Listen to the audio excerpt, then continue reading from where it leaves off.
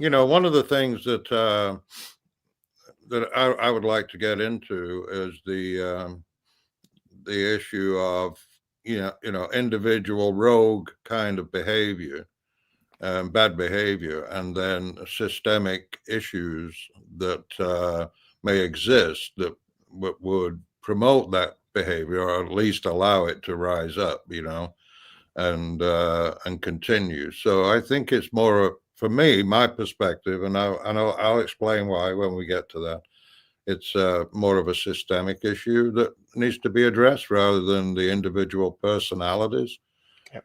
If we want to affect change, and so from a tax-paying person whose money is going to support these individuals, not specifically any particular one, but in general. I think we need to be able to recognize the importance for examining what allows these conditions to exist, and it's been pretty horrific, really, when you consider the way they have attacked Graham Hancock. It's really despicable, and so if you want to start, Yeah. unless we've already started. I was listening to you going, that's going to make a pretty good clip right from the beginning. We'll just put right there, because that'll probably segue right in, Grid, to where we're going with the rest of it. Earlier today, I had the pleasure of interviewing Christopher Dunn. Now, for the handful of you who don't know who he is, he's the guy who wrote Giza Power Plant, The Lost Technologies of Ancient Egypt. He's done all kinds of stuff. You could find tons of videos that he's been in over the years. He's stuff from the 90s of him on YouTube. It wasn't uploaded in the 90s, but videos from the 90s, interviews and seminars and stuff like that. He's an old school pyramidian. So I had a chance to sit down with him, and we talked for about an hour and a half or so, a little longer. I edited that footage together so you don't have to wait through all of the breaks and whatnot. I'm sorry if I look a little tired, because I was already feeling a little rough, but here we are. Hope you enjoyed this very much. I certainly enjoyed talking to him, and this should be the first interview between me and Chris of many. Hi, my name's Dan, and welcome to Debunking.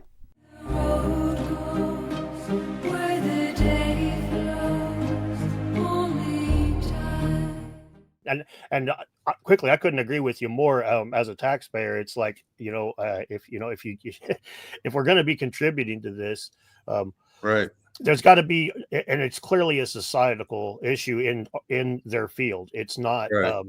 Otherwise, these people wouldn't be allowed to act the way they do. They get to run around with impunity, and that shouldn't be a thing. Right.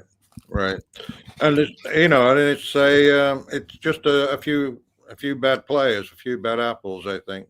I hope it's not. I mean, I know some good archaeologists, and there have been archaeologists that have commented on my work and followed me. There've also been historians that follow my work and seem to enjoy it, or at least they don't object too loudly to it.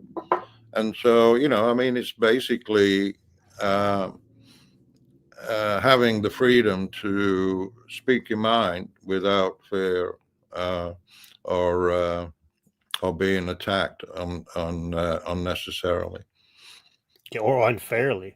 Unfairly. I mean, in my opinion, it's one thing for an archaeologist, even if they're mean-spirited about it, it's one thing for them to come at you and be like, this whole vase thing, this is all just hooey, this ancient technology is all just crap. This is it. That's one thing. But if they come in there and they're like, oh, and by the way, it's attached to racism. It's like, whoa, dude, come on. Well, you lost the plot here, buddy. You just threw a red herring into what was already, it was kind of, you're already being a little rotten, but at least you were in the right wheelhouse. Now you're just off in the weeds somewhere screaming at everybody. It's a pretty bad thing to be screaming. Yeah.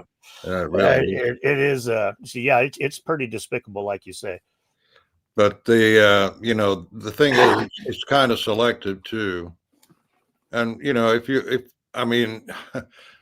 talk about what is racism and, why that is used, it's kind of like an ad hominem attack. And in the case of the attack on Hancock, and the protestations that they were not, inferring that he was a racist is, I think, as you most eloquently put in one of your videos, just bullshit. And so, it's kind of like, yeah, no, you can't argue that. Only a simple mind would think that anybody would buy that. But it's like a poisoning the well, and it's an old political tactic. Prior to a debate, politicians use it all the time. It's being used right now in Washington. If you want to know what logical fallacies are, all you have to do is open the politician's briefcase, and they'll all come spilling out. But the attack on Graham Hancock, I think must have been deeply hurtful for him, because knowing him and his dear wife, who is a beautiful soul, it would have even more hurt and pain attached to it than if it had been like somebody like me. And my wife is a wasp, right? and and so it's like, it's just despicable. That's all I can say. And anybody who supports that kind of work coming from a professional, it's really disappointing, and it's kind of like, wow, what expectations are on these professional academics, these professors in universities who are drawing off the public purse? What policies and what holds them to account? What guardrails? What are the expectations of their behavior on the job and off the job? Because as a professional, and having an association with a larger organization like the company that I retired from, which is a very respected Midwest aerospace manufacturer, and I am sitting on their board of directors. What I do publicly reflects back on them. I mean, any organization that you are associated with, whatever you do in your private time will, reflect back on the organization that you're attached to. So, so yeah, you have to be careful. Well, yeah, it's clearly a way, like you said, to poison the well, and Right. it's gonna. I would imagine. I've only met Graham in person the one time, but I met him in something. Yeah, they're both really kind-hearted, warm people. Just really, just open, salt of the earth kind of people, despite not being a tool belt wearing guy. And as I've said it before, he's old enough that when they got married, he's going to have been called race traitor. And then in his latter years of life, his twilight years, he gets to hear people calling him racist. I mean, I'm certain that would just have me bristling the whole way through. It's like, fuck, man, I miss the '90s when I didn't have to deal with this for a few minutes there. He's got to be thinking that. But What's really funny though, Dan? I'll tell you a story. It's like, yes, they they even these debunkers, or the the kind of scholars or people who are arguing against lost technologies, and the idea that the ancient Egyptians were more advanced than what we give them credit for. They even suggest that is taking away from the true nature of the ancient Egyptians, and they're being dishonored by me saying that. And the opposite is true. So it's kind of like they trip over themselves in their desperate attempt to slow down or stop progress. stop outsiders or those outside their own field from contributing to knowledge. And You that know, goes against everything that's the Society of for American Archaeology is supposed to stand for. In their original constitution, one of the very first bylaws is they're expected to contribute to like encouraging and fostering the love of archaeology with the interested amateur and offering assistance. Now get this part, Chris, when asked. If they're not requested to be assisting, according to the old days, they weren't supposed to be sticking their fingers in the pie. But nowadays, it's like they don't need an invitation. All they need you to do is say something that they can construe with archaeology, and boy, oh boy, they're going to be in there with both feet. And right. and they have zero concern with whether or not they alienate you. And I mean, let's be clear: the most interested amateurs in archaeology you're going to find on the planet are quote unquote pyramidians, hands fucking down. There's more of a go turn on Netflix, and you can watch the most interesting thing mainstream archaeology has put out in a long time is Cave of Bones. I don't know if you've seen that, but it was a pretty interesting show about Homo nidali in a cave that looked like they were deliberately burying their dead in and using fire. And it was pretty interesting. Right. And it got like 1/10 of the views that Ancient Apocalypse season 1 did. It's just not it's not as interesting to people. So when they alienate us, instead of doing like Carl Sagan did with the alien people, right? He didn't he catered to them. He answered their questions. He spoon-fed them science with a little sugar in there of aliens and made the medicine go down. That's these guys that have no concern with that at all. They're just like, fuck you, you're wrong, and that's all there is to it. Yeah, right. Yeah, I mean, as far as the whole alien thing is, I've stayed away. What most people don't know is that even though I have been on Ancient Aliens, I have always refused to associate Ancient Aliens with ancient technologies, because I don't think the evidence is strong enough to do that. Also, it seems to be a catch-all solution or conclusion that is reached when you don't have any answers for how something is made. And so what you have presenters who will look at these artifacts with bright-eyed wonder, and then the conclusion is, well, it must have been aliens because they can't explain it. But there's another part of that too. I mean, there is a that I object to, and I've objected to it to some of the people who actually make the claim, and it is that what they are seeing that has been manufactured in the ancient past cannot be done today. And I object to that, because, it's kind of like you have say you have like this, the vases, the pre-dynastic vases.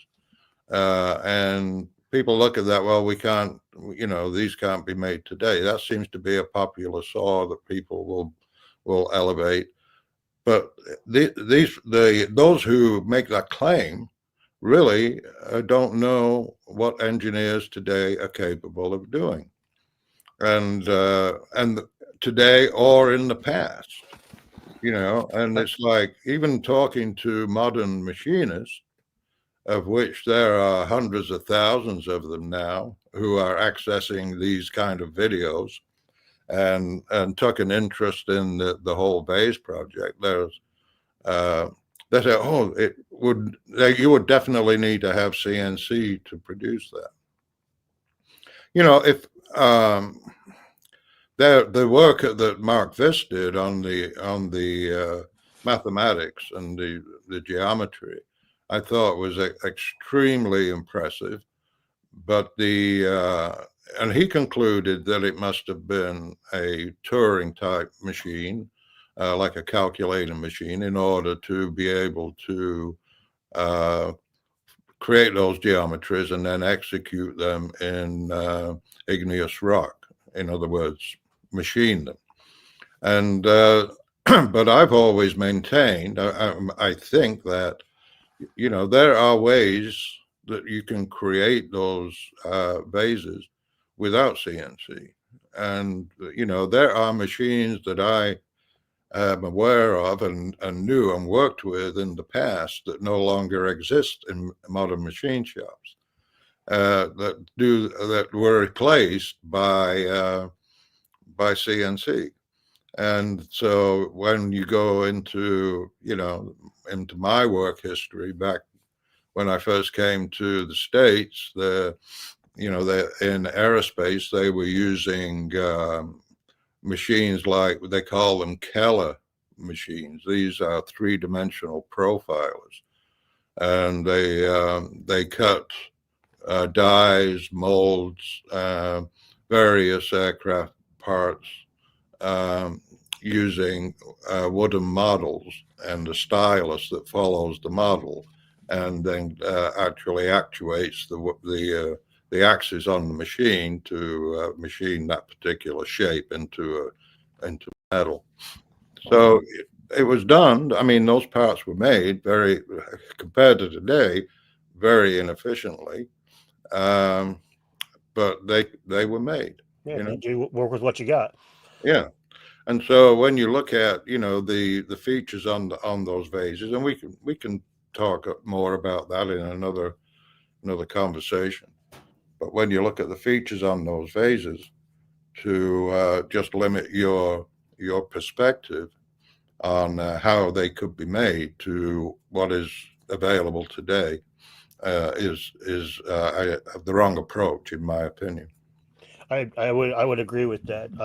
I'd even take it to when that same idea. I would take that all the way to the moving of big rocks and stuff. If we decided we were going to start moving 500-ton stones across this planet, bigger than anything those people did back in the day, we could daisy chain cranes across the whole damn planet if we absolutely wanted to. We have some pretty powerful tech nowadays. Besides Mother Nature, we own this bitch. Mother Nature still tells us which way things are going to happen, but beyond that, man, we tell the rock, we tell the earth which way the water's going to flow. It might. I watched it happen in '94. The Mississippi River flooded really big, and chomped up St. Louis, and St. Charles, Missouri was going to be underwater basically. And Army Corps of Engineers was like, no, you're not. River, go back where you're supposed to go. But after the flood, nature had a different idea, and humans said, fuck that noise. And that's the biggest river on, in North America. So, but that's not to that mentality. I agree. It's taking it too far. But if in between that, you have some real mystery there. If people are willing to actually discuss it and take it serious, is how were these vases manufactured? How were these big rocks moved? How did they do these things so precisely? Considering what they were working with, I know some of the skeptics will take issue with the word precision, but they can lick me where I pee. I really don't care. I'm going to cry about individual terms and get pedantic like that. It's bullshit. The fact of the matter is, when you look at things like the vases and you compare them with many of them with their own counterparts, some of these things are very precise. No two ways about it. Yes, I mean and I think basically when you start describing these remarkable objects, sometimes people get overly excited and may use words that are inaccurate. Like they may say, "Oh, that's perfect," right? That's a perfect part. And so you will find people will quibble with the use of the word perfect, because nothing can be perfect. Yeah. But you'll hear it all the time in the shop, where you'll have tool and die makers or machinists, and how they're working to particular tolerances, they're working to tolerances. Some tool maker puts together a complicated die, and you've got cams coming in, sliding in from different angles, and their supervisor comes back and he goes, "Well, how's it going? Is everything good?" "Yeah, it's perfect." And let me see it run. Let me see it. Okay, it takes a look. Yep, you're right. Perfect. Great. You know what it means? Mm-hmm. It means that it meets customer requirements, and that's basically it. We're working to satisfy a customer. Yeah, And it's that way with everything. If you look at coin grading, card grading, any of the collectible stuff where they send them off and get graded, something's a perfect right, 10. Just because it's a perfect 10 doesn't mean that if you break out your microscope that it's still going to be perfect. And if you compare it with another one, there's going to still be differences, even if the other one's a perfect 10. It's the nature of the universe. You can try to stamp things out identical as much as you want, but there's always going to be a little bit of a difference. That's just the way right, things are. right. And it's the other stumbling block for a lot of people, I think, is the using the word advanced. Hmm. So, basically it's like, okay, advanced, compared to what? I had an article published in 1984 called Advanced Machining in Ancient Egypt. It was focused on the work of William Flinders Petrie. And so what he was describing in his book, Pyramids and Temples of Giza, and based on my experience in machining and tool and die making, he was describing something that, comparing the product to the tools that are available in the archaeological record, that the objects were more advanced than what those tools could produce. And so basically, the question then becomes, how advanced? And so, when were humans capable of producing work to this level of precision and quality? And so that is basically the central question. When? Was it in the 1800s? Was it in the 1900s? It certainly wasn't. It doesn't appear in the Western civilization until the Industrial Revolution, slightly before the Industrial Revolution. But you did have precision work going on. The printing industry, I think, with the platens that went into the printing industry, they had to be fairly flat, and so they knew how to lap flat surfaces. And so then the question is, when you're looking at these ancient Egyptian artifacts, it's like, okay, at what point in history were they doing this kind of work? And there's no record or tools available from the dynastic period to explain it. And so there's a huge gap there. And it may not be answered in my lifetime, but the solutions that have been put forward by historians, archaeologists, academics, when they do experimental archaeology, such as like Dennis Stocks with his hole drilling with a copper tube and sand, they don't really answer the central question. They don't replicate the most important features of the work. And so, it's something that I think we need to keep pushing on, in order to improve, because as long as, that it's their job, they're being paid to do the investigations and inform the public of the truth, and they're ignoring a very, very important part, which is what happens in the culture of manufacturing.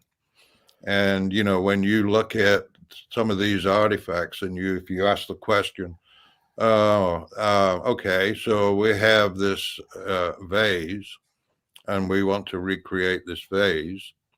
Who has the skills and knowledge to be able to make a perfect replica of it, perfect within the tolerance of the original object?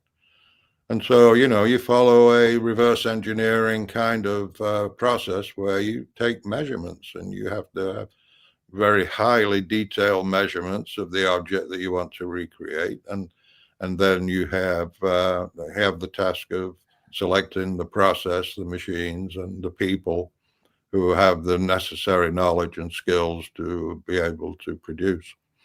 It happens all the time. It happened all the time in my lifetime, where you would have, a customer come in with a part. They don't have any blueprints for it. They just have the part. They know the material of it, and so they bring it into your shop. They'll put it down on a surface plate and say, I want you to make another one exactly like this. Well, we don't just go off and, we don't look at it or take a couple of photographs and then go out and start whittling away and make something that kind of looks like it. Yeah. Yeah. You got tools to measure that stuff. Right? That's not the way it's done. It's kind of like you have to take very highly detailed measurements, create your own drawings, and then build a process and execute it. So, the what is required of modern manufacturers is an exact replica, not something that, well, it's close within tolerances. Right. But yeah, thousandths of an inch we're talking here. So yeah, but the other silly argument that you hear on these, from these what's people is that, well, this was their first try. If they keep, the ancient Egyptians had 500,000 of years to perfect their skills, and it's like, yeah, okay. So what you're saying is they were using a copper. They were using copper saws and copper chisels, copper tubes to drill, and sand, and wooden mallets and stone balls, and they never improved their tools over 1,000 years. Yeah, that's a fair point. That's a very good point. The thing that, to me, that's funny about the guys like Sacred Geometry Decoded or the Scientists Against Myths is, like, when I first started looking into it, it's like, okay, this is interesting. This is a good start. But when you do more research, or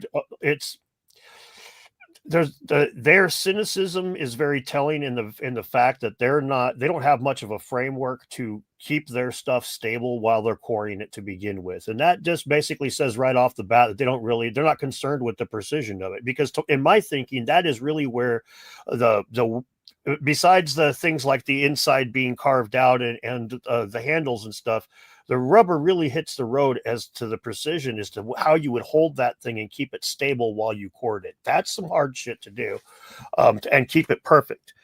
Even like the idea of lapping the sides with an abrasive and getting that curvature with some sort of a jig to hold your sandpaper in place.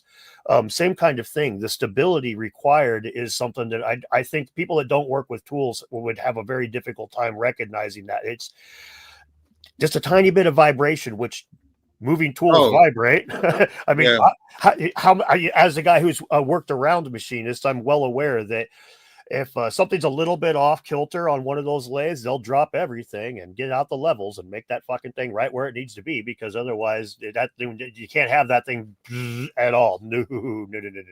You actually have to be careful how fast you cut metal, because certain metals will vibrate and stuff if they're cut too fast. I'm preaching to the choir on this one, but you're preaching to a journeyman machinist, and so you have what you call any instability. You have what you call chatter. So you might set up vibration in the piece. There's all kinds of different reasons. But certainly you know, in the old days, the bearings and the spindles were not as accurate as they are today. And so, you know, you have a situation today where the worst quality or precision on a piece that comes out of a modern machine is better than the best that came out of a machine 50 odd years ago. Sure. Right. And so you have the variables that have been worked out of the manufacturing process, which has, you know, resulted in the improvement of and function of a lot of our products. You know, you look at a car, you bought a car off a lot in 1970 and compare it to a car today that's manufactured today, there's really no comparison. And that's all because of the advance of manufacturing with machining and also computers. Computers have made a huge difference. Oh yeah, definitely. Yeah. But that's I do kind of want to beat on that point for a second, because I know that I rub shoulders with a lot of skeptics, or at least yell at them a lot nowadays. But Yeah. The reproducing a hole in a piece of granite is not, with primitive methods, is not reproducing a vase. That's that I don't think I think anybody that's a researcher in the community. Now there's going to be people that are, you know, they're casuals and they watch these videos for fun, and some of them might not know that that all of us are going to agree that a copper tube with some sand will bore a hole in stone, and the Egyptians did do that in places. There's no question. It was done all over the ancient world by certain people in certain places. Right. Figured this one out. That doesn't mean that has fuck all to do with precision. So that we all concede that can happen. If it's not precise hole, I don't care. So I think that's something I kind of want to make sure and hammer home here. So sorry. No. Yeah, you know, the thing is that a lot of the a lot of the misunderstanding and confusion, I think, comes with on one side you have an entire culture that is fully versed and familiar with what it takes to manufacture precision in an artifact, and then on the other side, there's a huge wall between the rest who have no clue, and and so, you know, until you have actually done the work and made mistakes and know what it takes to actually what goes into it. You know, I don't think badly of those who, you know, don't understand or don't know. And I think too that associated with their skepticism is, you know, is a certain amount of ideology, because, you know, people are very, very slow and reluctant to give up traditional viewpoints or, you know, an education that they've received in high school and in college about the nature of our existence on this planet. So somebody comes along and says, hey, what you've been taught is wrong. And there is naturally a reaction to that. And I think that's a big part of it too. Absolutely. That's in their mind, they would say, well, just like you're versed in machining, we're versed in history, and that's acceptable to a degree. But when they avoid the more difficult questions like that, Right. it's like, well, you know, we're talking about something here that you guys are deliberately removing yourself from the conversation by ignoring it. So it's like when the three big stones at Baalbek are discussed. Right. That one's one that they just brush it off, and it's like, well, right. if you're going to brush it off, you leave a vacuum. So who's going to? People are interested. People wonder how these things were moved, and you're just saying, the ancients used ropes and sticks. Man, shut up and don't worry about it. Okay, well, You guys go ahead, don't worry about it, and then the rest of us will step in and talk about it. And then you're going to cry that you're not part of the conversation. You're a bunch of pseudoscientists talking about what fucking come and talk with us. Well, we're just going to tell y'all to shut up and just you're a bunch of idiots and trust the science. It's okay, but you do realize that science like questions things like this. They don't just say we know. That's not science, buddy. That's religion. Yeah, that trust the science is like the most pseudoscientific phrase that you could use. It's like, no, you can't trust the science. It's great for some. No, there's no settled science. You don't trust it. Yeah, somebody says trust the science, man, you're probably talking to a charlatan. That's just it. I just say it's great for somebody that's trying to manipulate somebody else. It's a great thing to see. You need to trust the science, buddy. You need to trust. It's kind of like wrapping yourself in the mantle of science. There is that. That's the new religion, and people do. They wrap themselves in the mantle of religion. Become godlike, and certainly if you're attacking them or you're questioning them, you're questioning God, and man, you're going to go to hell. and and so this is the way people kind of defend their positions is they run for protection. Yeah, we're just kind of wired to do it that way. It seems to be sad but true. So what is a pseudo-science? I mean, what is pseudoscience? Pseudo-historian, pseudo-archaeologist. Pseudo is fake, right? Yeah. And and false. And so there's been a lot of accusations. The name calling is really it's really not necessary. Especially coming from supposed professionals and people that you're paying to give you good information. But the name calling is pretty lowbrow. So calling somebody a pseudoscience, pseudo-archaeologist and stuff like that, that's wrong. I wouldn't call people, an Egyptologist like Zahi Hawass, I wouldn't call him a pseudoscientist. Or Mark Lehner or some other Egyptologists, but there are certainly some of their utterances in the past would cause you to question, their adherence to the scientific method. That's exactly what I was thinking as you were saying that. Perfectly worded, in my opinion. Yeah, if I go back and watched what was it, the mysteries of the pyramids or something, it was a documentary that appeared around 1987, and there was a scene inside the King's Chamber in the Great Pyramid, and and Zahi Hawass and Omar Sharif were in the King's Chamber. And then if you fast forward, the interesting backstory there, though, in that documentary, it's pretty grainy. I mean, it's old tech, right? I think, but you had Mark Lehner, who is American and very well known American Egyptologist, and he is at I think it was at Highclere Castle, Lord Carnarvon's family home. And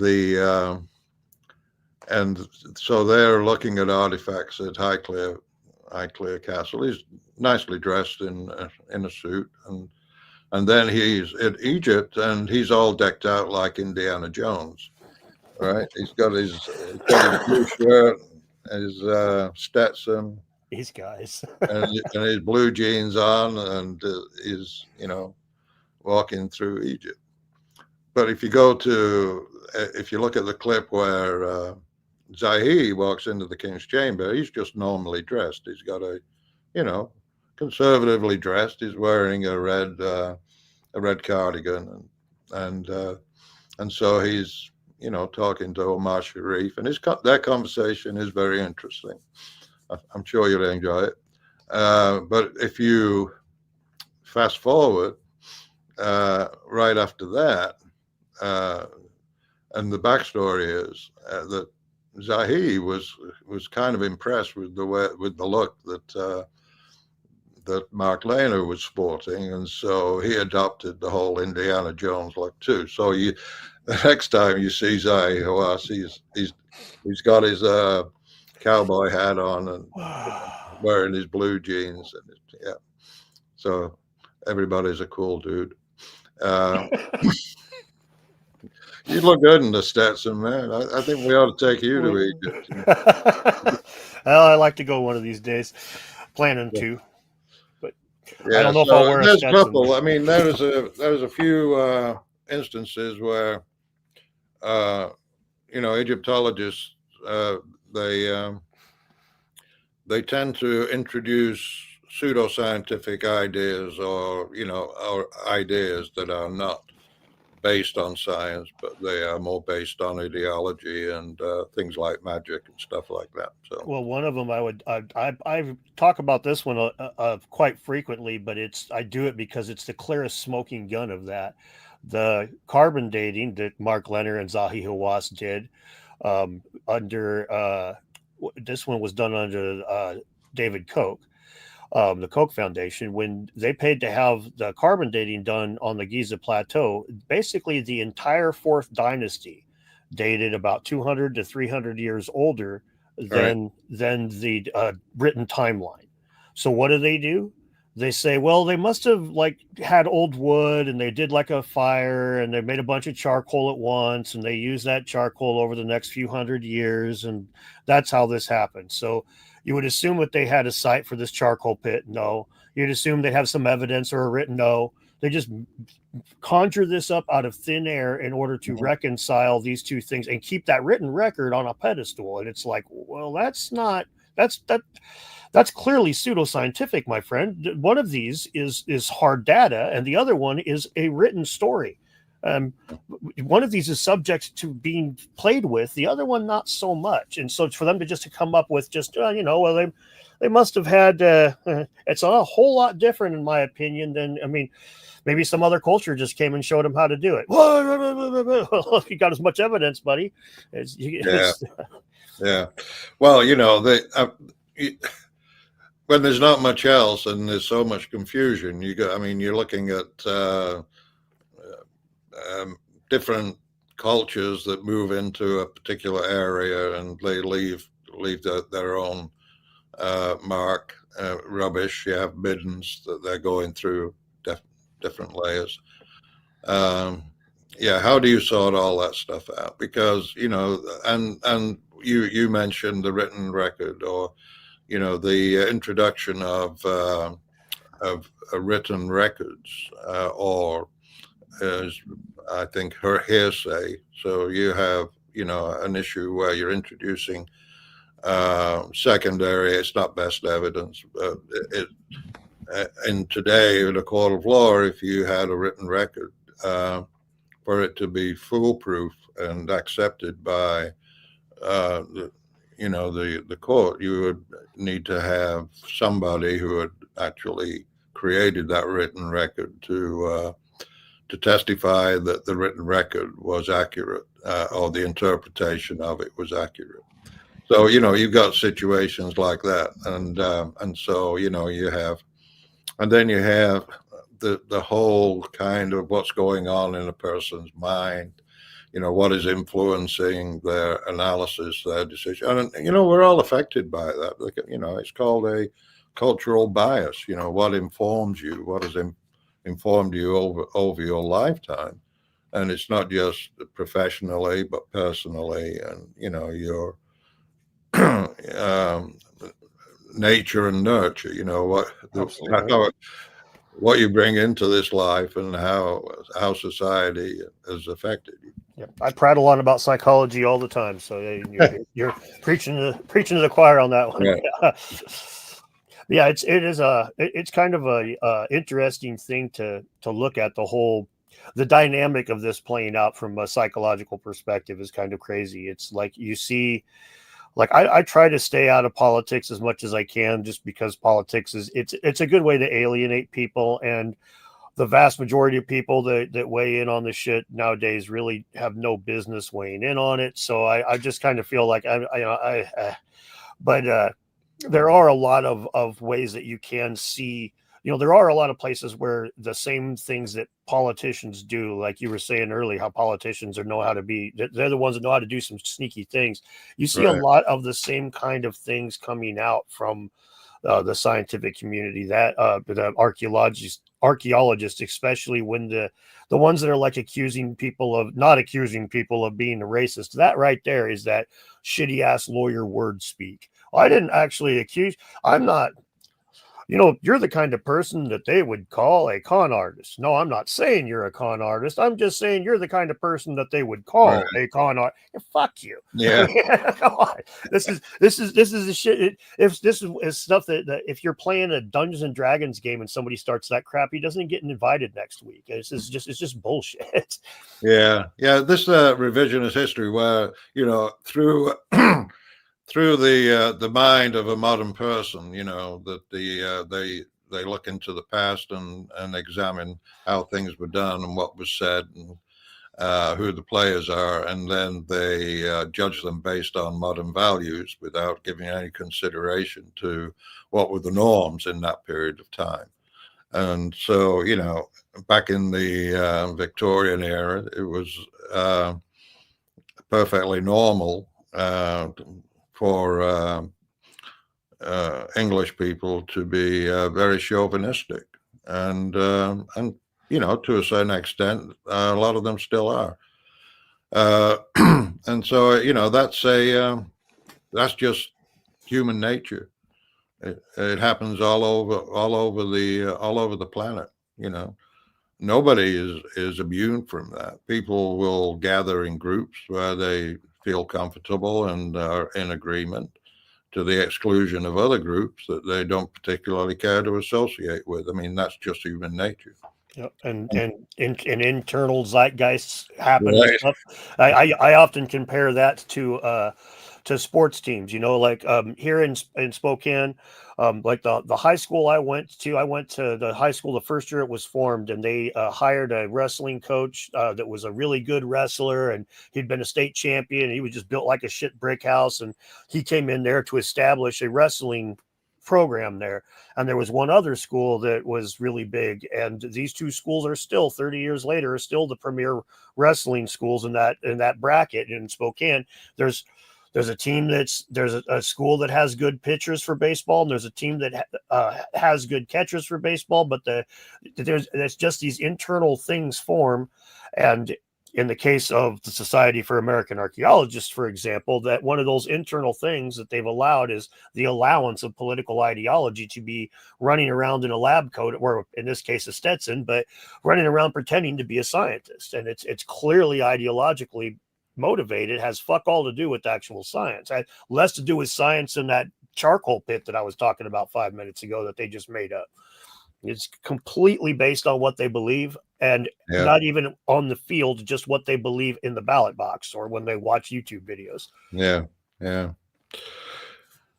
Go ahead. Take a break. Let's explore the link between, or the difference between, what is a lie and what is a furtive fallacy. And sounds like a plan. And the furtive fallacy is, I don't think, very well known.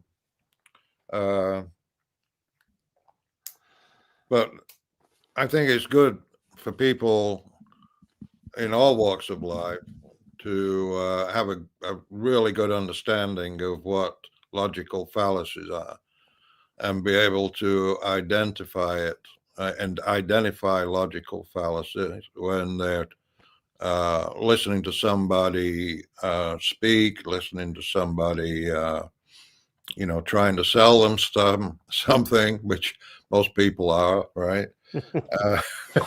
Brought to you by. And now a word from our sponsors. Even And Charlie so, Brown complained about that one. so the question is the lie. Okay, so let's talk about the lie a little bit. And let's say it seems to be a kind of I don't know, a trigger word that is being used. I noticed that it's being used a lot on YouTube, on the you know the meme thumbnails that are generated for YouTube videos, and I know the accusations have gone around about certain personalities having lied, and I'm one of them. And so, I'm fair game. I'm a public figure, even though I don't want to be. Uh, so, if let's talk about Flint Dibble for a bit. Poor old Flint, he came into a so-called debate, and he was armed with all the logical fallacies and arguments that have been made for many years.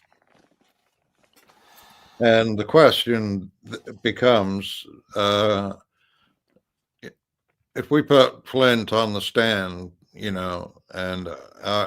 try and make an argument that the guy lied, what kind of defense would he put up? And I think what we have to do is look at it from a different perspective than the way we have been, because it raises tempers. It kind of, people become solidified in their viewpoints and they don't want to even considering changing. So I'll go back to the 1990s, and it was when Graham Hancock first started his website, grahamhancock.com, and he had a message board on his website. Have you ever been to his website? And Yes. Okay, so if you can go back to the between 1998, I think, when he started his website, around that period of time. And I had been also doing having conversations and debates on since 1995, and it started on the Deja News, the old Archaeology message board on Deja News. That's an old service, and and so the thread I was alerted to the thread that was discussing my book, not my book, but my article from 1984, and so it was advanced machining in ancient Egypt, and particularly the discussions was about the Petrie core number 7 and the spiral groove. So anyway, that's just an aside. We can get deeper into that at a future discussion when we actually focus on the Petrie core number 7, because that's too much information to present right now. But yeah, just for the viewers, really quickly, we're going to be going through the plans to go through like videos on each individual artifact. At least currently, that's the idea, right? Well, yes, I think those that you feel we don't have sufficient answers to, Absolutely. and that you have information, or even if people, for your audience, submit questions that you might want to address in a future episode. That might be a good thing. All right. But so we're going to be talking about Petri coin number 7 for like an hour or something like that at some point. That is what I want.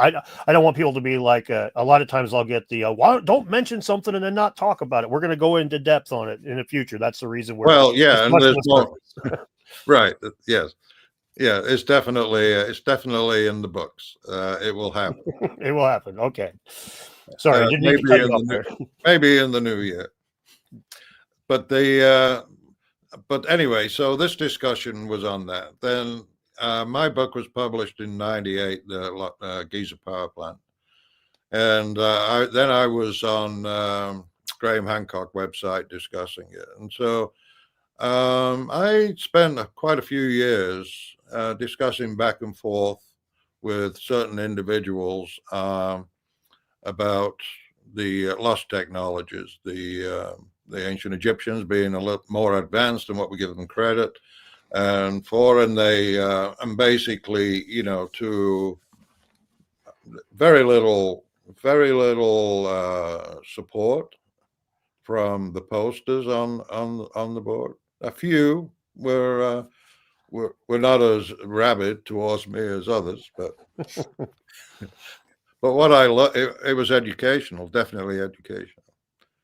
And so what I want to point out, anybody who, would join Graham Hancock's message board or, website, and they could go back in the archives and do a search and read the threads that I was in discussion with different personalities that are raising their head now.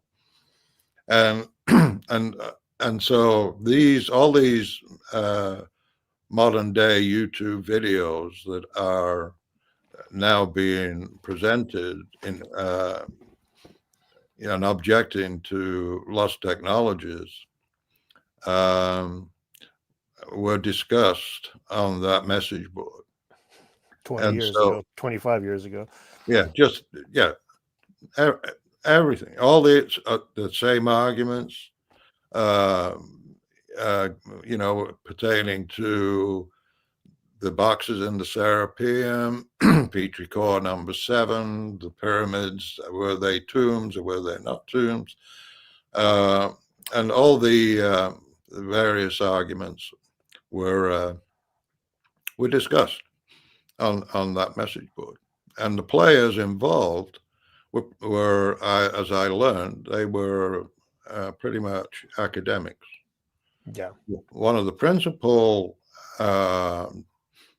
contributors to that message board, who argued with me, or we had a discussion, let's say, was a person who used the name R.K. Sollenhofen. So that is a pseudonym. And he was very, very slick, very clever.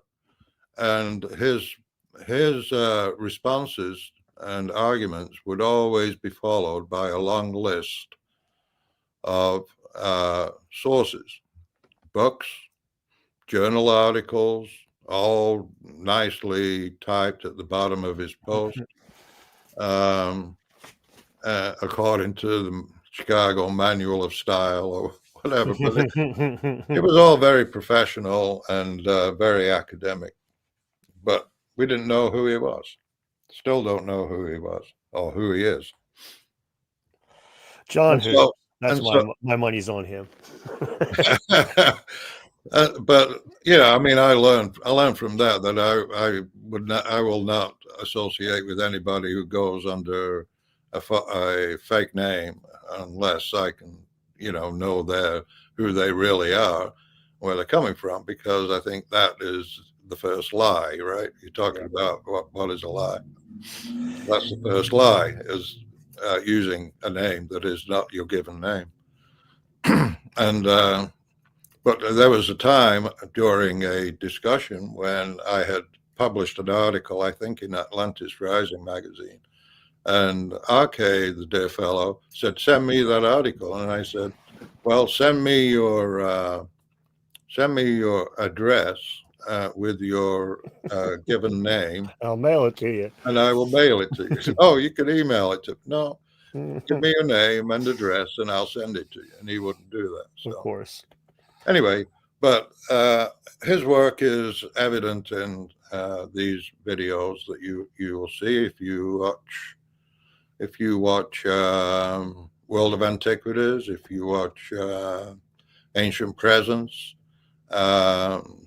SGD, you'll see the thumbprint of R.K. Sollenhoff and also the cited resources that he used. So, so none of these, all these modern, YouTubers that are creating these, videos. They're not the originators of the ideas. They're Well, just they're getting their information from these sources. Now, there were other players involved sure. back then. But these guys are all leeching it from the places that it's pretty typical in the YouTube world, and Right. you'll even see it with memes. You'll see it where one person will do it, and then 10 other people will repost a similar, exact same thing practically. Right. So yeah, it's very, very common in the YouTube space for people, and there's no.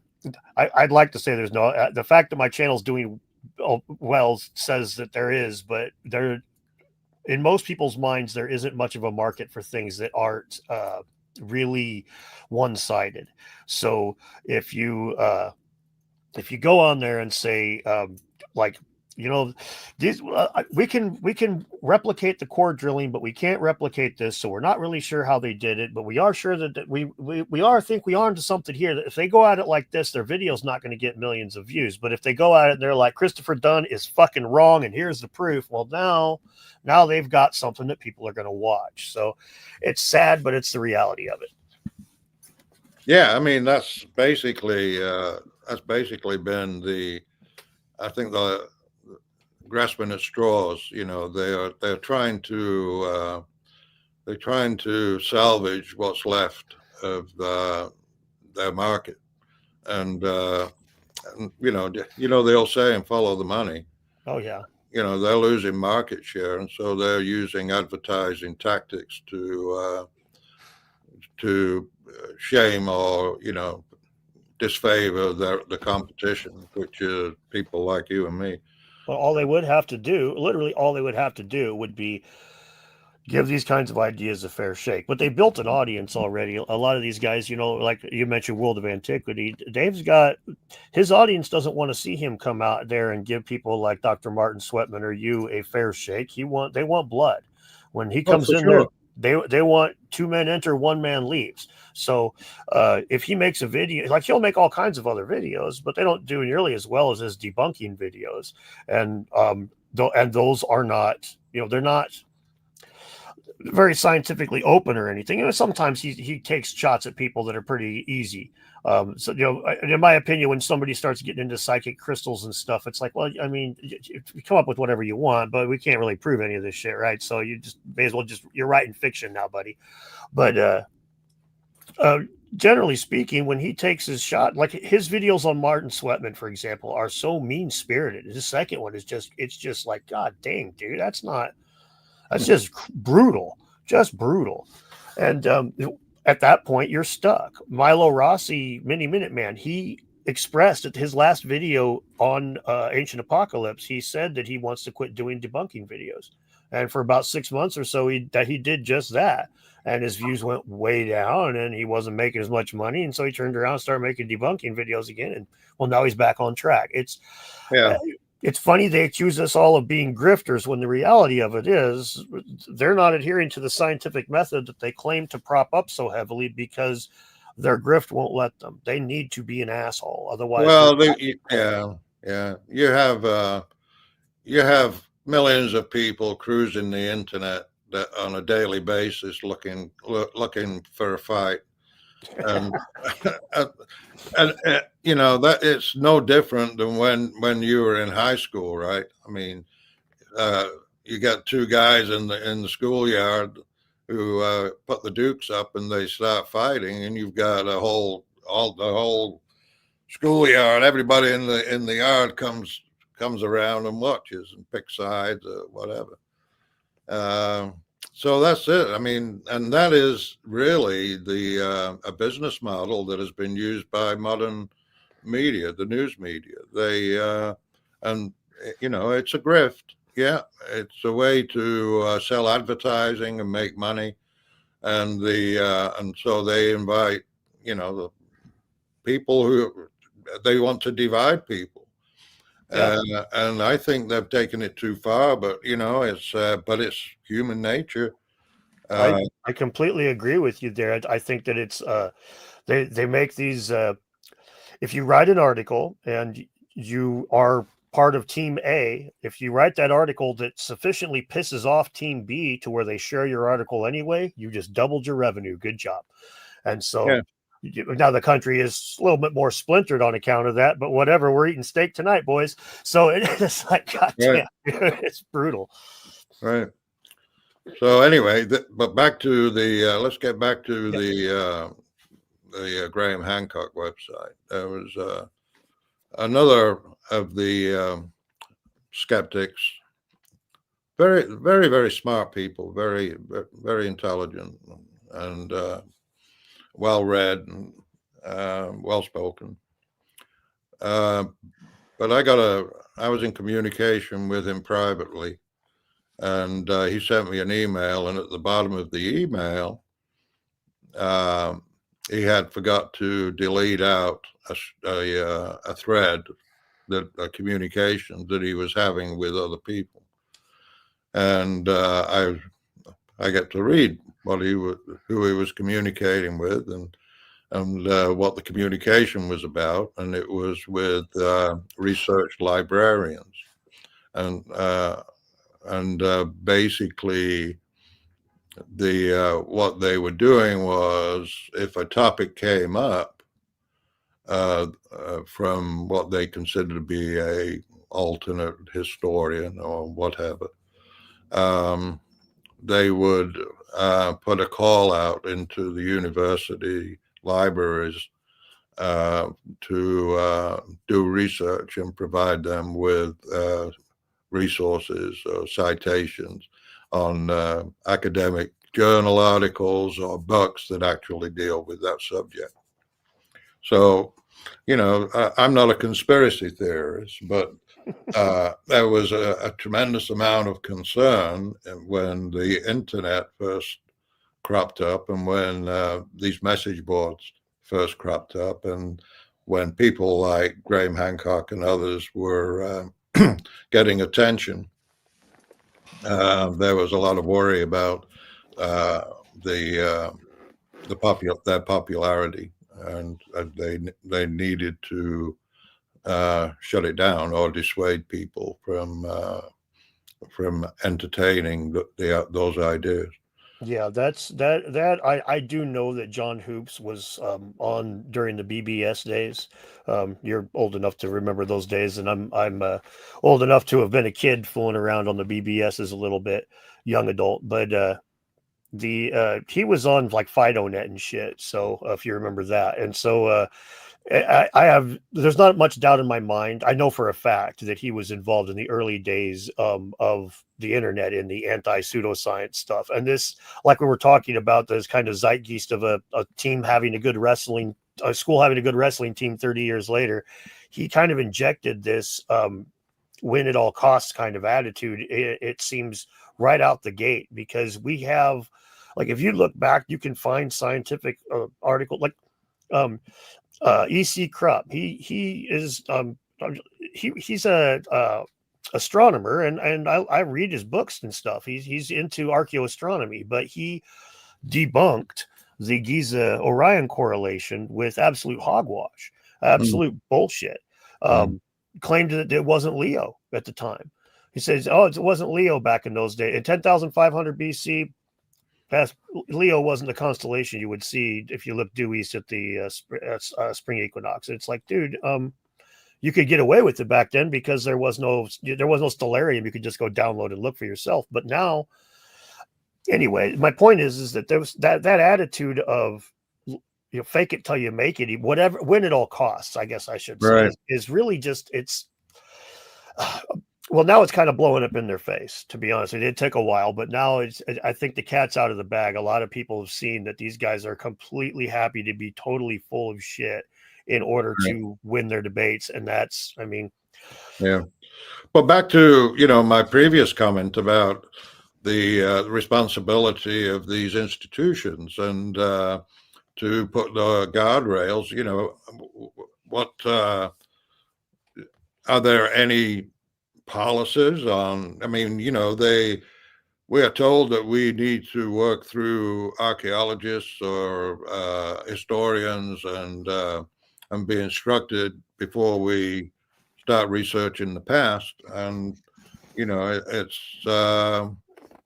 it's like, okay, are there certain rules, regulations, or it seems to me that these rules are just arbitrary and made up on the fly. And so okay, if I have to, if I have to, I don't have to, and you don't have to either. That's the thing. They can make all the rules that they want, but I don't have to follow them. There's no law that says I have to go to an archaeologist or a historian before I write my opinions about ancient technology. that's right. But anyway, so but it would be nice if they did have policies in place on how their professors interact with the general public. That would be. It's the kind of thing. To be honest with you, I believe that they're supposed to have things like that, but they've kind of, again, it's the political ideology thing. They just kind of let things lax, like Right. Universities are traditionally left-wing spaces. That's not that's not controversial thing to say, and you see it with guys that are notoriously right-wing that have tenure. Guys like Jordan Peterson, where they can't fire him, but they sure as fuck don't like the way he interacts with the public. So they constantly have him going to classes to re-educate the way that he talks. We can't fire you, but we could sure make you go to. We could drag your name through the mud a little bit, and they do the best they can. So I when you turn it on the other way and you've got a guy who's just full bore like John Hoops, where it's every time he talks about Graham Hancock, he throws the entire left wing litany at him. You're a misogynist, racist, capitalist, fucking capitalism. He accuses Hancock's books of promoting capitalism, which I don't even that. If there's a bigger dead giveaway that he's a screaming lefty, I can't think of it. But anyway, Wow. Yeah, that promotes capitalism. What the fuck? Wow. Yeah. Anyway, my point is that he's a left winger at a college. He doesn't have to worry about that kind of censorship in this current political environment, which is a sad thing. But the frustrating thing is the guy that you would bring these complaints to is almost certainly either going to be extremely left leaning or tolerant of it at the very least. Yeah. Otherwise, he wouldn't be sitting there, or she, or they. Sorry. Well, I don't know that the stuff they write is unreadable to me. I mean, it's. I make a point of going through it and dissecting it and pointing and laughing at it, but yeah, quite frequently the whole litany is these concepts have the words that Graham Hancock uses ideas that have a history of promoting racism, white supremacy, misogyny, sexism, colonialism, and capitalism. It's like I'm sure that there's probably one or two other ones he wanted to put in, but he knew they'd be too far. But it's like when he says capitalism, it's like, well, there is a price tag on the back of the book, so I guess you got him there. Right. I think we expect too much from educators in history, archaeology. I think we expect too much from them. and they expect too much from themselves. When you consider the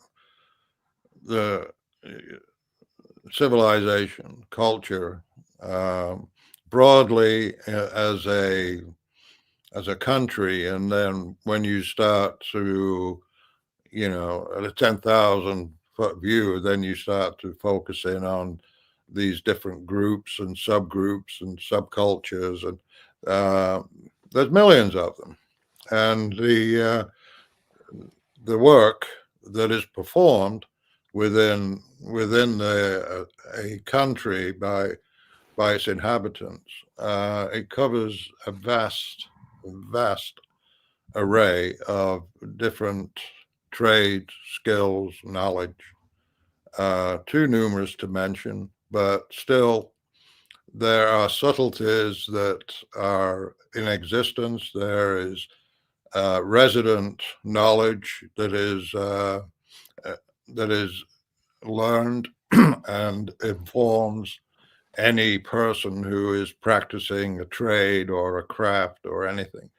And a lot of that knowledge is not transmitted because on a daily basis, they're communicating with people who, similar to them, already have that resident knowledge already baked in. And so they don't need to fill in the gaps, so to speak. But when you have the general public that is interested in a particular subject, and that subject is what happens in a manufacturing company or what happens in a workplace, then they don't have that background or resident knowledge to understand what has been written about it. Then they become confused. And they may misinterpret what they read. So what we have is the educators who they they are educated at a particular level. So they go through high school, university, onto college. They will learn a history. They may specialize in different countries, different periods, which are all very, very complex. But I think that there is a lot missing in that, and they do not access the information or try to understand the subtleties that actually may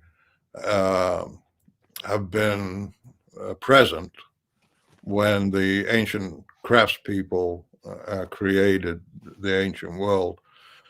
So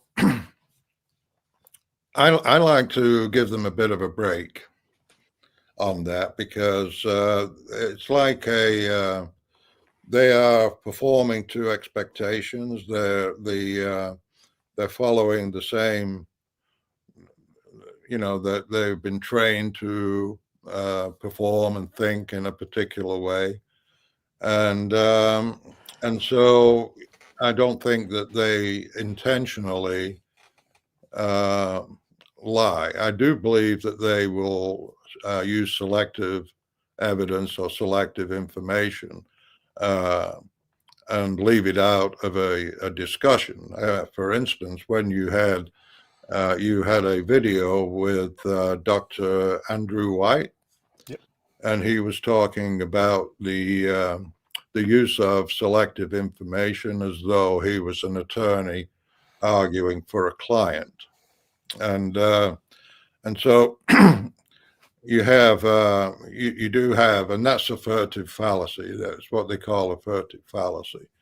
That's when you use just selective information.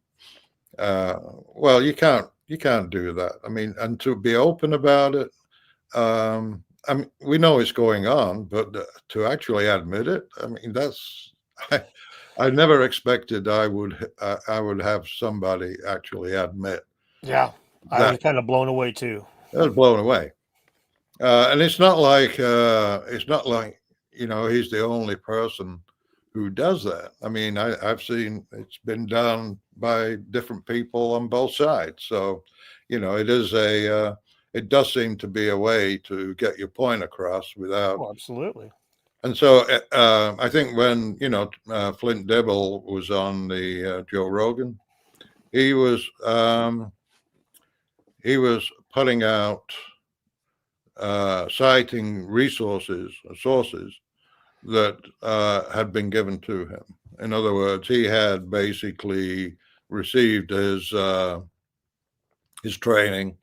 What are they going to talk about? What's Joe going to bring up? Well, Joe had been very interested in the drilling of granite, and so so if Joe brings up the drilling of granite, these are the sources that you say that, well, that's already been settled. It's been debunked. Yeah. Scientists Against Myth, World of Antiquity was used, and he just threw out those sources and that kind of, and then moved on like it was a settled issue. I don't know if Flint Dibble had even accessed those sources and read them. Yeah. Similarly, when he cited the ice cores from the medieval period, when Hancock was talking about the going back to the Ice Age, and he just rattled off a source, and it was basically, well, it's this, and then, he does the soft shoe shuffle, and he's moving on to something else, and so that is a furtive fallacy. If he knew about these other sources, or if he had just been prepped and that was the only source that was given to him to argument. Yeah, there are cases that I would agree that you could give him the benefit of the doubt and say that maybe he just made a mistake there. But there are other times that it's pretty clear that he was being dishonest. Most of these ones were on the fly, like when Joe pressed him on. Accusing Graham of white supremacy and stuff, and he kept asking him, "Did you say that?" And Flint's like, "Well, no, I said that." "No, I didn't say that. It's not in quotes." "Well, yeah, I said that, but I didn't say." "No, yeah, well, that, yeah." And the other time when he talked about plant fertilization and when plants return to the wild, and Joe asked him, he's like, "How long would it take for plants to return to the wild?" "Oh, thousands of years." "Well, exactly how long?" "Well, I'm not really sure, but yeah, it's a long time. It's a long time." He didn't know, and that's the kind of stuff where if we're having a conversation, in my mind, it's like we talk about different archaeologists, the different styles there. I don't have a problem with somebody like giving them the benefit of the doubt. I don't have a problem with somebody believing what they were taught in school, then coming into the space and then making their own videos and even addressing stuff if they disagree with it. But it needs to be done with honesty. Like there's a dude, Nathaniel Folsom, I think his name is. He's an archaeology channel that's boring because it's just an archaeologist talking about archaeology. But when he debunked Graham Hancock, he was like, he's watching Ancient Apocalypse. He's like, well, I don't really think that's not really the way things are. Actually, if I were to look into it, I think that I would disagree with. And he was very polite, very soft spoken, clearly upset with what he was hearing, but he didn't have that win at all costs mentality, and there's only a handful of these guys that do that. And I'll give them the benefit of the doubt at times, but in my thinking, once they cross this line where it's clear that they're willing to do whatever it takes to win this debate, you're just another ideologue. I mean, I give him the benefit of the doubt when it's related to the research that I was involved in terms of him, dashing off a couple of sources that I'm very familiar with, and I could have argued with him about. And then, of course, knowing that other sources existed besides the one he cited on the ice cord issue, but that's I wouldn't say that he did not intentionally mislead there. He may have known about the others, but it would be I wouldn't be surprised if he had been prepped and that single source was the only one that was given him. Yeah, I'd agree with that. And that it is his handlers who were who used the furtive fallacy, and he was just a tool. Yeah, he was very much. I posted a stupid meme on Twitter a while back with. Did you ever see the Mad Max Beyond Thunderdome movie? Oh yeah. I had John Hoops as the little midget riding around on the big guy's back, and the big guy's Flint Dibble, a useful idiot. He gets his ass whooped for it, but. That is, when the Society for American Archaeology wrote a letter to Netflix trying to get Ancient Apocalypse turned into a fictional series instead of a documentary series. Yeah. I have it on from the mouths of archaeologists that were involved in that conversation that Flint did not want the racism part put in that letter. But Hoops wanted it, and so it got left, and now Flint just carries that water. He doesn't care. Yeah, right. But that wasn't, like you say. He is being informed, but at the same time, it's like there's a certain point where you're being a useful idiot turns into just being an asshole, and. Well, I'm not saying he's not an asshole. No, I'm not saying that you're not saying that. I didn't call him an asshole, but I'm not saying he is an asshole. I'll say it. He isn't an asshole. I wouldn't say that you're not an asshole. I think we can all be an asshole sometimes. I ask my kid. I'm definitely an asshole. My youngest would tell you real fast. Oh yeah, right. Dad's an asshole. Yeah. So anyway, that's basically, my thoughts on that was that they are receiving information selectively. I won't be surprised. Yeah. If he didn't know about these other sources, I wouldn't be surprised if he was actually lying. Yeah. In that particular instance, or and actually filtered out the only paper that supported his point of view.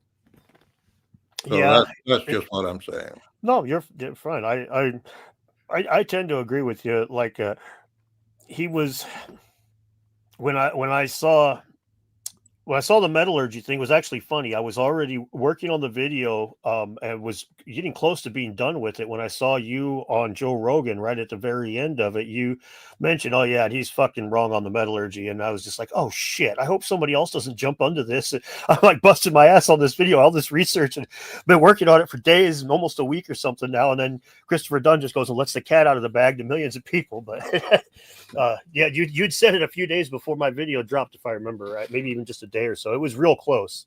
Yeah. But yeah, I did remember hearing you say that that like I forget exactly what you said, but it pointed out that he was wrong on the metallurgy thing, on the way that, and that he still, that's one of the things also, that regardless of whether or not he lied in the debate, right now he still is misrepresenting the way that they figure this stuff out to cover his ass.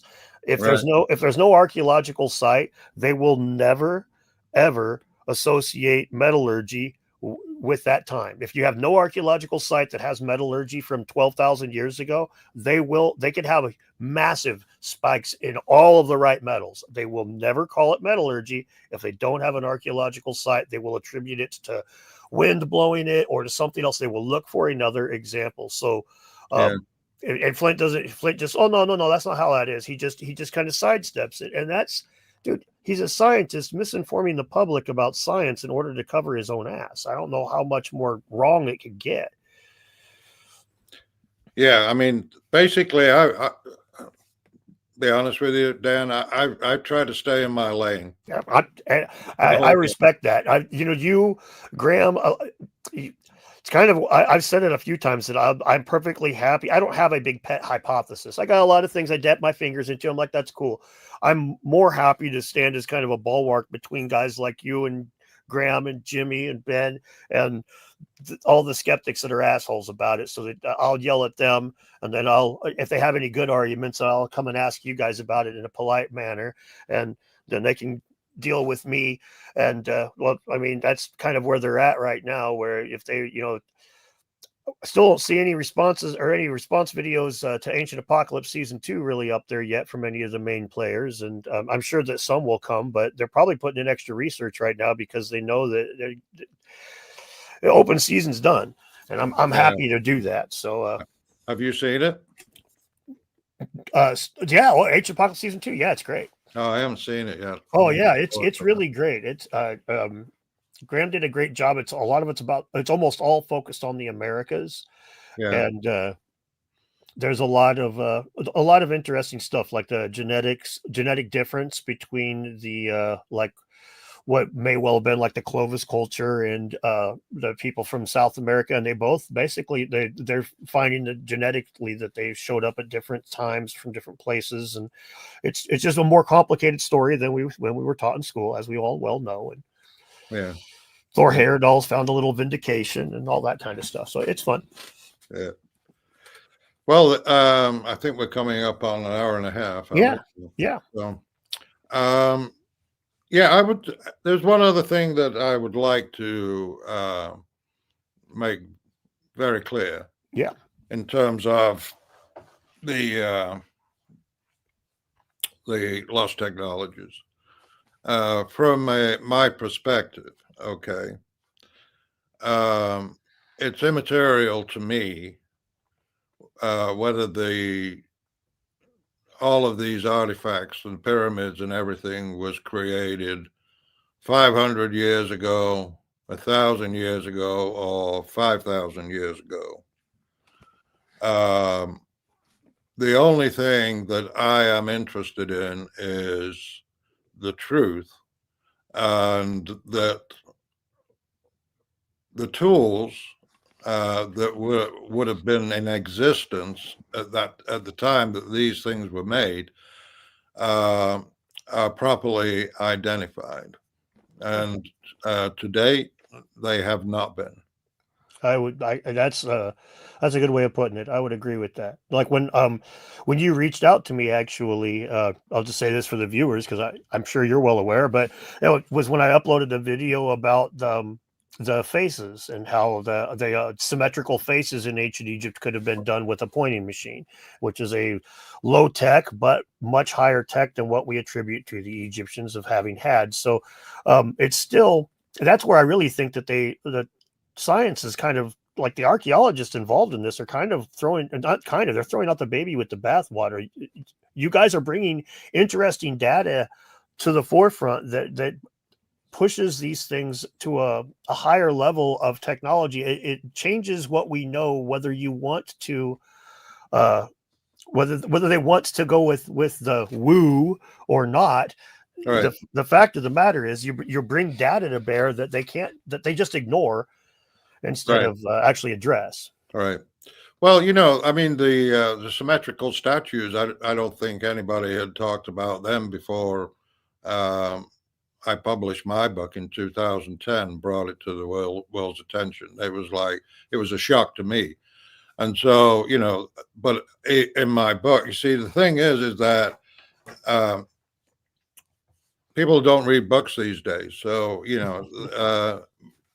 and so the information in my book has been kind of shared without context mostly. And so, in my book, I say that, all of these artifacts need further examination, because I'm just using rudimentary tools, advanced compared to what we credit the ancient Egyptians, but still compared to what is available today, even compared to what was available to me in 2006, 2007, 2008, when I was doing my research in Egypt, have advanced significantly. So the tools are so much more advanced now. The software that they are attached to is equally more advanced, and so and then I don't have the background, the skills, and the knowledge to use them tools, because I have been retired now since 2013, and a lot of those advances came in around that, Yeah. through the years. Now my son is well versed in it, and he's he knows his stuff on the metrology and the scanning of artifacts, because he scans aircraft parts every day for a living. But those tools, I think, properly applied in the right hands, because even understanding, the industry, understanding geometry, and knowing how to use advanced software like Polyworks,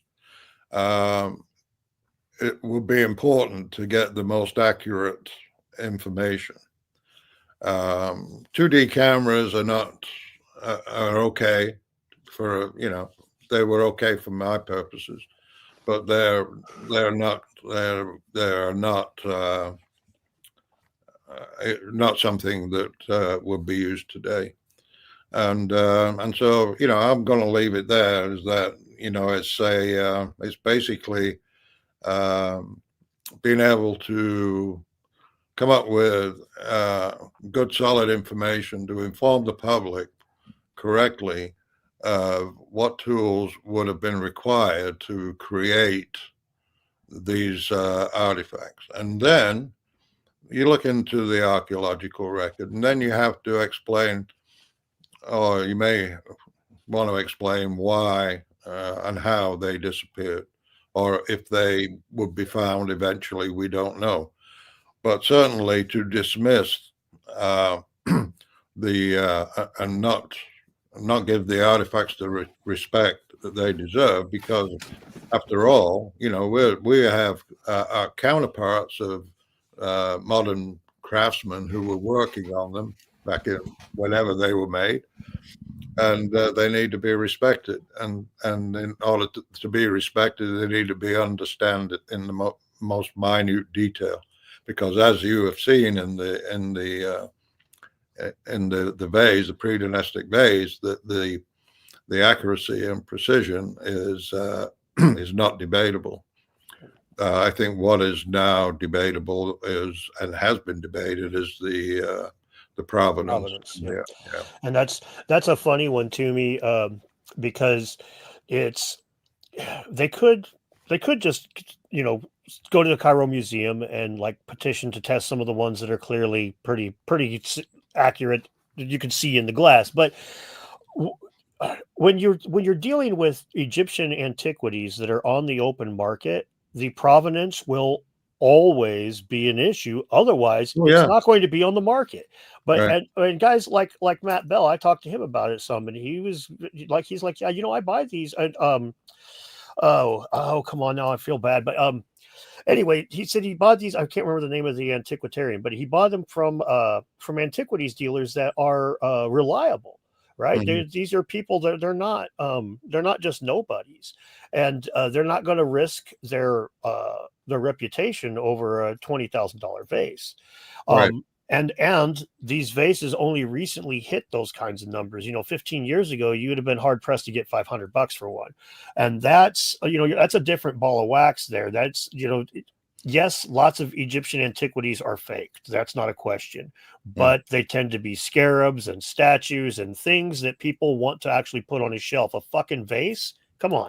You know, that's only sticks out to somebody who's extremely knowledgeable in that stuff. It's a very niche market until Ben popularized the fuck out of them. To be honest with you, you wrote about him at length, but Ben's the one that was all over the internet, running around making it to the point where I frequently refer to him as Ben's Vases, because even though he don't own any of them, everybody else does, but he's the one that talks about them.